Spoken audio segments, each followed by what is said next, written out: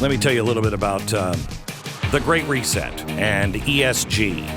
ESG is regarded by many in mainstream media as a hoax, as something that just is not happening. Let me give you two stories that have come out today. The first one is from Bloomberg, and it will show you how it is working on the highest of levels, and it is the E. Now, some people will admit, okay, the E is happening. Yeah, we're getting rid of fossil fuels, so the E is happening, but not the S and the G. So let me just give you the first one. The head of the World Bank came under fire recently for not being tough enough on climate change. This is, by the way, in Bloomberg. So now he's going to go all in on ESG. World Bank President David Malpass calls for expanding the development lender's mission to explicitly include public goods such as climate change. Weeks after his hesitance to publicly confirm his belief in global warming led to calls for his removal. So he's like, well, I'm not sure we know all of the causes of global warming. Everybody in the power players, they all said, he's got to go. Well, he didn't. Instead, managers at the Washington-based institution will now review its operational model and financial model to find ways to boost lending, including using more grant and blended finance. Malpass said in a note to bank staff on Monday, it's seen by Bloomberg News. U.S. Treasury Secretary Janet Yellen last month proposed changes for the World Bank and regional development banks, pushing them to move beyond country-specific loans to address global threats and speed the flow of private capital to poor and emerging economies. The U.S. is the world's largest shareholder of the World Bank. Oh, okay. So they want to get a little more aggressive in loaning money to poor countries. Okay. Now that's the E. Let's go to the S. We actually have people now in legislatures, Republicans, all over the country that deny ESG is even real. October 24th, the FHFA, the Federal Housing Finance Agency, announced that lenders will soon be required to use two new credit scoring models, FICO 10T and Vantage Score 4.0, in order to sell mortgages to Fannie Mae and Freddie Mac. Now, the FHFA is the one that oversees the public-private institutions. Remember, we're all about public-private partnerships. So Freddie and Fannie, what do? They own most of the mortgages. They underwrite, they backstop most of the mortgages in America. The government is on the hook for those. Your bank doesn't own your house. Freddie or Fannie most likely own your house, okay?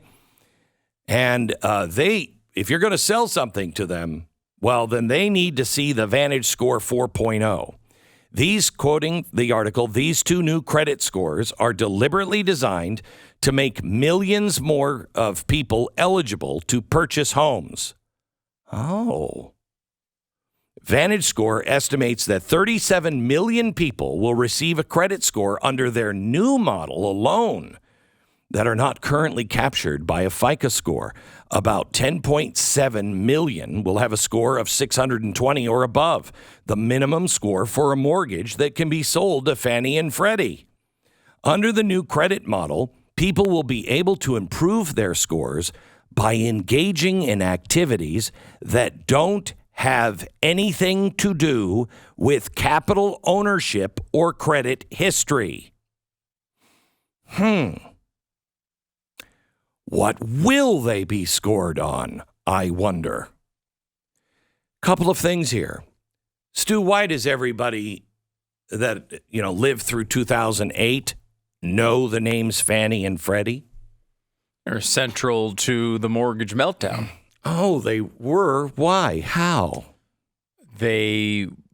Partially because they were giving out mortgages to people who didn't traditionally qualify for them. Right. And they were backed up because the banks were told, you better do this stuff. We need to get home ownership rates up. Right. We need to have higher rates of diversity among homeowners. Mm-hmm. So they gave it to people who may be great people, but maybe didn't have the credit scores or the resources or the finances to actually pay them back. They were risky mortgages. They bundled them all together. They created all sorts of collateralized debt obligations on top of them, and the whole house of cards That's fell apart. amazing. So now 37 million Americans are going to have the door open, and at least 10 million, almost 11 million, will have the score that now is above. They can't afford a house now. But when they improve their scores by engaging in activities that don't have anything to do with capital ownership or credit history, they can have a higher score so they can buy that house. Oh, that's so they're great. not going to become more credit worthy. They're just going to become better people. Better people. Like they love the environment Better more than another people. person who might have a higher credit score, but we'll give them the mortgage because they love, clouds and the sky and trees.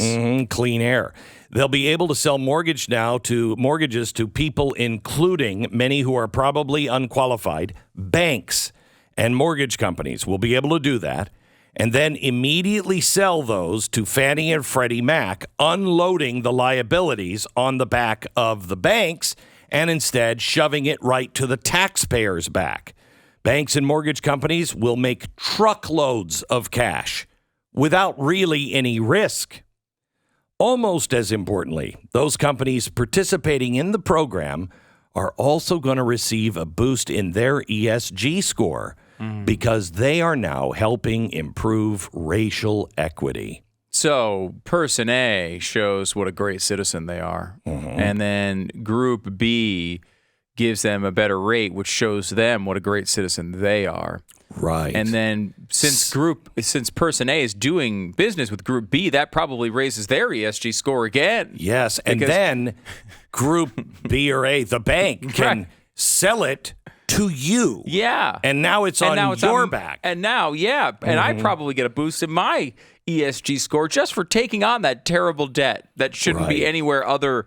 That should have never existed in the first place. This is, this sort of circuitous idea that you can continually. I mean, this is Schrute bucks. Dwight Schrute comes into the office one day and he's got his own currency at his beet farm, and everyone's like, that'll work. Just keep spending Schrute bucks on it.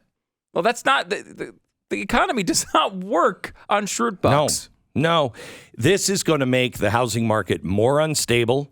It will distort the market. It's going to cause another 2008 collapse. Remember, though, the people who are pushing ESG want you to own nothing and be happy. So let's think this through. What happens when you add 10.7 million people to the housing market without increasing the supply of homes? More money in the market chasing fewer homes. That means inflation. The price of housing will go up a ton. And who owns a lot of the single-family homes these days? Hedge funds like BlackRock. They're going to make out huge from this. And they aren't worried about competing with those folks who are entering the marketplace. They don't even have enough credit to have a credit history. Never mind win bidding wars with, BlackRock or other Wall Street firms. Here's the thing. Biden has bragged that this will make the market more inclusive and that industry stakeholders support the moves. This is great. Now, I want you to know this important part. This is not coming from me. Vantage Score is selling their credit model by making the promise.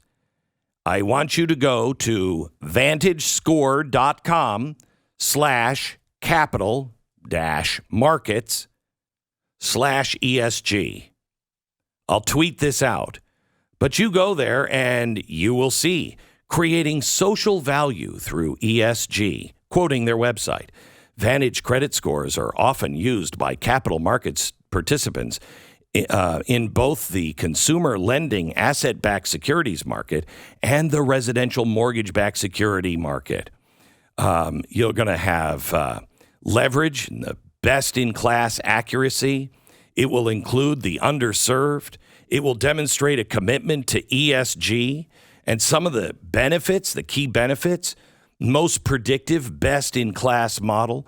Credit scores are going to be updated in real time, allowing for rigorous surveillance processes. Oh. So I watched the episode of The Black Mirror where your credit score is updated in real time, and it was a vigorous surveillance process. Sure was. That's on their website. Anyone who tells you this is a conspiracy, it's not going to happen, it's not going to reach down to you, it just has. Yeah, well, and it's already been. I mean, aren't they in billions of dollars here? I mean, how much?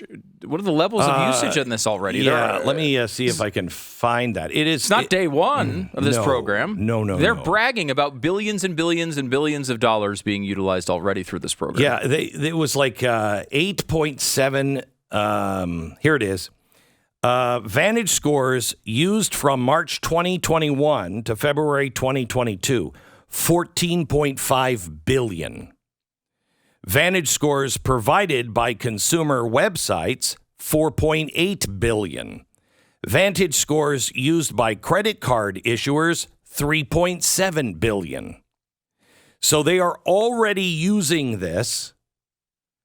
It's at Chase, Lending Tree, it's at American Express, Capital One, Credit Karma, all of it.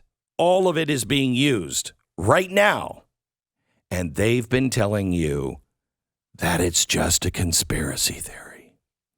I urge you to go to VantageScore.com and just peek around. Look for their credit scores. Oh, it's so great. You can do other things to qualify for a mortgage. Gee, I wonder what those other things are.